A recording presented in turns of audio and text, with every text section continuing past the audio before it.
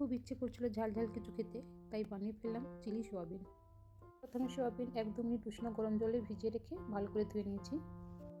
এবার এর মধ্যে লঙ্কা গুঁড়ো, হলুদ গুঁড়ো, আদা রসুন কাঁচা লঙ্কা বাটা, লবণ, গোলমরিচের গুঁড়ো ও কর্নফ্লাওয়ার দিয়ে ভালো করে মিশিয়ে 30 মিনিটের জন্য রেস্টে রেখে দিলাম।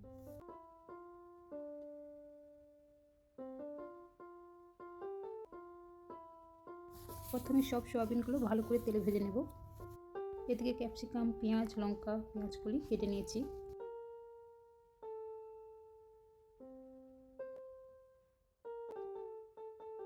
এখন ওই একই তেলে রসুন, লঙ্কা দিয়ে আর সব সবজিগুলো দিয়ে ভালোভাবে ভেজে নিলাম।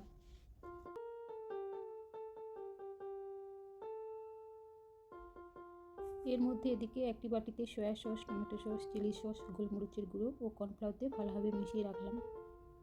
সঙ্গে একটু ভিনেগার দিলাম।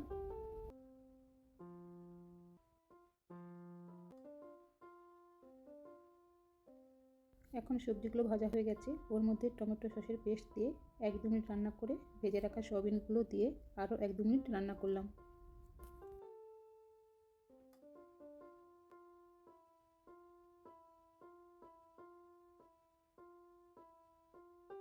ভাত, রুটি, লুচি সব কিছুর সঙ্গে খাওয়া যায়।